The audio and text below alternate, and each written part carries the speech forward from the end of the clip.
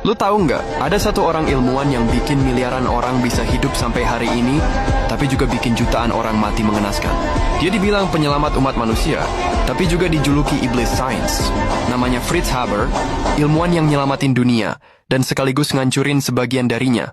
Haber lahir tahun 1868 di Breslau, Prusia, sekarang Polandia. Fritz tumbuh sebagai anak cerdas dari keluarga Yahudi. Dari kecil, dia udah terobsesi sama satu hal. Gimana caranya sains bisa ngubah dunia? Tapi obsesi itu nggak datang tanpa harga.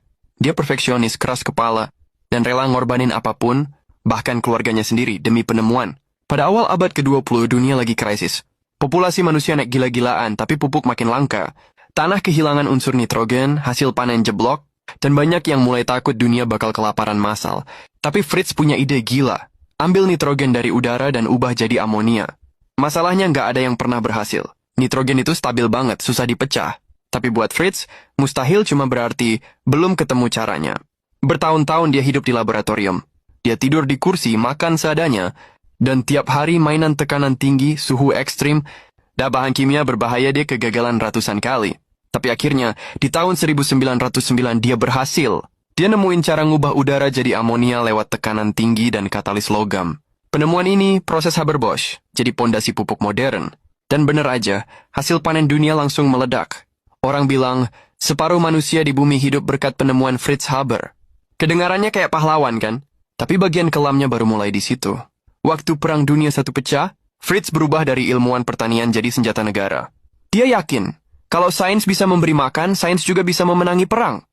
Dia jadi kepala proyek senjata kimia Jerman, dan di bawah pengawasannya, lahirlah gas klorin, senjata kimia pertama di dunia. Tahun 1915, Fritz sendiri yang berdiri di garis depan di Ypres, Belgia buat ngelepas gas itu ke pasukan musuh. Ribuan orang mati tercekik dalam beberapa menit. Dan Fritz bangga. Dia bilang, ini kemenangan besar untuk Jerman dan untuk ilmu pengetahuan. Tapi istrinya, Clara Immerwahr juga seorang ilmuwan, nggak tahan lihat itu. Dia ngerasa suaminya udah jual jiwanya ke perang. Malam setelah uji coba gas klorin pertama, Clara bunuh diri pakai pistol suaminya sendiri. Fritz tetap berangkat kerja keesokan harinya, seolah nggak terjadi apa-apa. Dia udah terlalu jauh buat mundur. Ironinya di tahun 1918, Fritz dapat hadiah Nobel Kimia. Bukan karena senjata, tapi karena pupuk. Dunia ngasih dia penghargaan atas penemuan yang nyelamatin umat manusia. Sementara tangannya juga bikin senjata yang ngebunuhnya. Dan beberapa tahun kemudian, ketika Nazi berkuasa, Fritz yang berdarah Yahudi malah jadi target. Dia diusir dari negaranya sendiri, kehilangan segalanya, dan meninggal sendirian di pengasingan tahun 1934. Dan lebih tragis lagi,